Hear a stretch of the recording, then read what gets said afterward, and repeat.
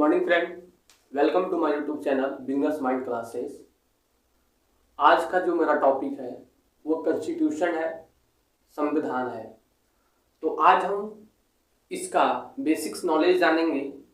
संविधान होता क्या है, संविधान की हमें आवश्यकता क्यों पड़ी और संविधान के बनने में कुल कितने वर्ष लगे। तो चलिए बिना समय को बर्बाद किए हम अपने टॉपिक के ऊपर आते हैं। तो आप बोर्ड पे देख रहे होंगे कि संविधान को दो पार्ट में तोड़ा गया। सम विधान, सम धन विधान। सम का मतलब होता है बराबर एंड विधान का मतलब होता है नियम। सम मतलब इक्वल होता है, विधान मतलब नियम होता है। तो सभी के लिए बराबर नियम को ही हम संविधान कहते हैं। जैसे हमारे लिए क्या नियम है कि अगर हम चोरी करते हैं तो हमें 2 साल की सजा होगी। तो ये जो सजा जो है 2 साल की, अगर आप भी चोरी करते हैं तो ये आपको भी मिलेगी। तो यहां से क्या देखने को मिल रहा है कि सभी के लिए बराबर नियम है कि अगर हमें 2 साल की सजा मिल रही है तो आपको भी 2 साल की सजा मिलेगी। ऐसा नहीं कि आपको 10 साल की सजा मिलेगी। तो ये बराबर नियम नहीं हो जाएंगे। तो संविधान का मतलब क्या होता है कि सभी के लिए बराबर नियम संविधान कहलाता है। संविधान को हम परिभाषा में क्या बोलेंगे या परिभाषा उसका कैसे देंगे, तो देखेंगे बोर्ड पे लिखा हुआ है कि नियमों कानूनों का ऐसा संकलन जो किसी देश का शासन चलाने के लिए आवश्यक हो। संविधान किसे कहते हैं कि नियमों कानूनों का ऐसा संकलन जो किसी देश के चलाने के लिए आवश्यक हो। नियमों एवं कानूनों का संकलन, नियम क्या है कानून क्या है, उन दोनों का संकलन जो होना चाहिए वो हमें जरूरत है। क्यों? किसी देश को चलाने के लिए। In English form, कि a collection of rule and law that are necessary for the governance of country। क्या है कि a collection of rule and law that are necessary for the governance of country। नियमों एवं कानूनों का ऐसा संकलन जो किसी देश को चलाने के लिए आवश्यक हो, उसे ही हम संविधान कहते हैं। तो हमें संविधान की आवश्यकता क्यों पड़ी? क्या आप बता सकते हैं कि हमें संविधान की आवश्यकता क्यों पड़ी? आज हम बताना चाहेंगे कि संविधान की आवश्यकता हमें क्यों पड़ी। जैसे कि आप अपने क्षेत्र में या अपने कंट्री में या अपने स्टेट में देख रहे हैं कि तरह तरह के अपराध होते जा रहे हैं, तरह तरह के गुनाह लोग करते जा रहे हैं। देख रहे हैं कि आपके घर में घुस कर चोरी कर लिया जा रहा है या किसी को घर में घुस कर मर्डर कर दिया जा रहा है। तो क्या ये जो समाज में अपराधी तत्वों के लोग जो बढ़ रहे हैं, तो क्या इसका कंट्रोल कर पाना संभव है? बोलेंगे यस। किसके माध्यम से? तो वो संविधान के माध्यम से। संविधान जो कि रूल बुक है। संविधान क्या है? एक रूल बुक है। संविधान क्या है? रूल बुक है। जैसे कि हम लोग बचपन में, आप जब छोटे होंगे तो बचपन में हम लोग क्या अपने से एग्जांपल लेते हैं कि हम लोग बचपन में क्रिकेट खेला करते थे। तो क्रिकेट कहाँ पे खेला करते थे? हम लोग को तो घर से बाहर जाना है नहीं, हम लोग क्योंकि बच्चे थे।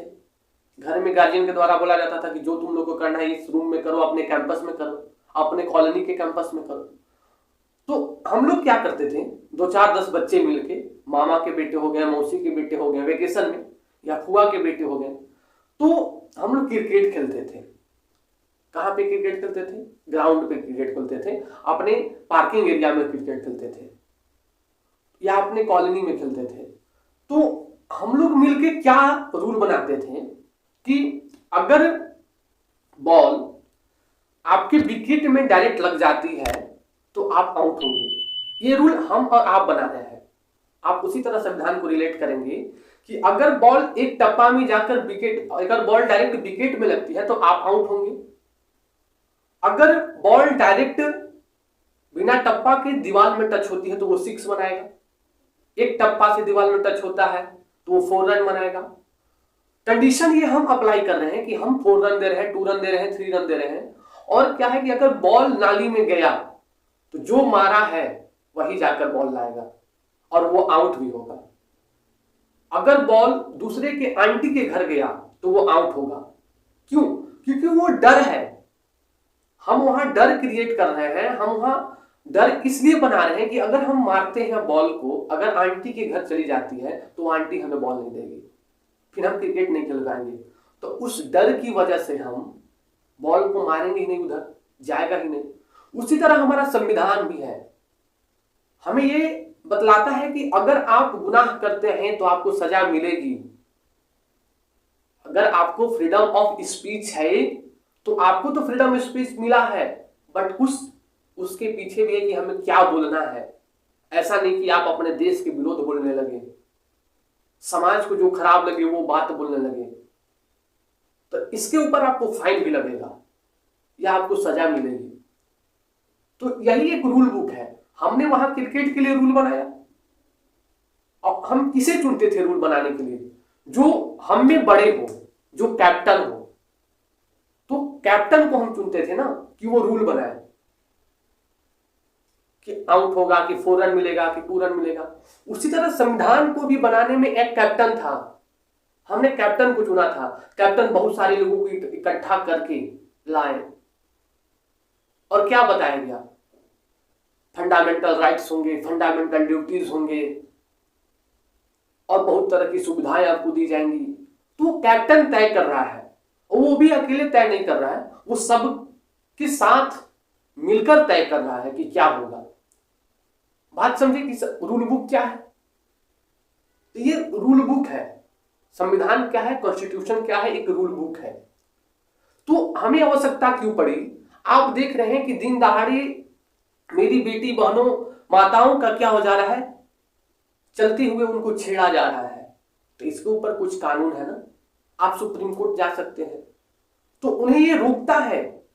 अगर हम गलत काम कर रहे हैं तो ये गलत काम करने से कौन रोक रहा है हमें कि नहीं ऐसा करेंगे तो हमें सजा मिलेगी? तो ये संविधान ही है जो हमें रोक रहा है कि हमें गलत काम नहीं करना है। इसलिए हमें संविधान की आवश्यकता पड़ती है। तो इस डिफिनेशन को समझें कि नियमों एवं कानूनों का ऐसा संकलन जो किसी देश की राज्य व्यवस्था को चलाने के लिए आवश्यकता हो। और व्हाट इज राज्य व्यवस्था, व्हाट इज पॉलिटी? राज्य व्यवस्था क्या है? तो आप आगे जानेंगे कि राज्य व्यवस्था होता क्या है। तो संविधान को व्यवहार में लाना, राज्य व्यवस्था आप यहां पे लिखेंगे क्या होता है।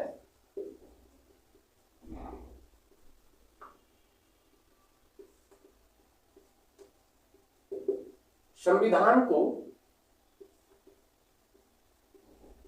व्यवहार में लाना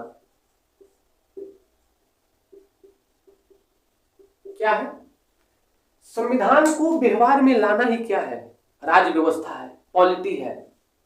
बात समझ रहे हैं कि अगर हमारे संविधान में, अगर हमारे कॉन्स्टिट्यूशन में आर्टिकल 17 दिया हुआ है, व्हाट इज आर्टिकल 17? अनटचेबिलिटी, छुआछूत। क्या है? अनटचेबिलिटी। तो ये हमारे संविधान में दिया है कि आर्टिकल 17, अनुच्छेद 17 हमें छुआछूत करने से रोकता है। बट इसे व्यवहार में कैसे लाया जाए, किसके माध्यम से लाया जाए? तो राज्य व्यवस्था से माध्यम से लाया जाता है। तो उसके लिए कानून बनाया गया। क्या बनाया गया? नागरिक अधिकार संरक्षण अधिनियम। क्या है? हमारे संविधान में आर्टिकल 17 दिया गया है अनटचेबिलिटी, एंड वहीं पे राज्य व्यवस्था में क्या है? नागरिक अधिकार संरक्षण अधिनियम। नागरिक अधिकार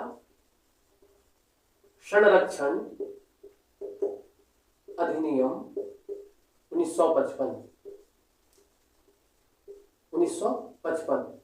तो ये आर्टिकल 3 हमारे रूल बुक में दिया हुआ है कि अनटचेबिलिटी, छुआछूत, एबोलिशन ऑफ अनटचेबिलिटी, छुआछूत का अंत। हमें किसी के साथ भेदभाव नहीं करना है, न लिंग के आधार पे, न जाति के आधार पे, न साइज के आधार पे, न रंग के, कलर के आधार पे। तो क्या है? ये इसका अंत कर रहा है। बट ये तो रूल बुक में लिखा गया है। बट इसके लिए एक कानून बनाया गया जिसे हम क्या कहते हैं? नागरिक अधिकार संरक्षण अधिनियम 1955। तो ये आर्टिकल 17 क्या है? ये कॉन्स्टिट्यूशन का एक रूल बुक का पार्ट है। एंड ये क्या है? नागरिक अधिकार संरक्षण अधिनियम। ये क्या है? ये पॉलिटी है, यही राज्य व्यवस्था है। तो संविधान एंड राज्य व्यवस्था में आपको डिफरेंस समझ में आ गया क्या होता है। संविधान की परिभाषा आप समझ गए क्या होता है, संविधान समझ गए क्या होता है, रूल बुक समझ गए क्या होता है। तो आज का क्लास यहीं पे एंड करते हैं, पुनः आपको नेक्स्ट डे में हम यहां से आगे की ओर ले चलेंगे। तो आज के लिए बस इतना ही, तो मिलते हैं नेक्स्ट डे में। जय हिंद साथियों, जय हिंद, जय भारत।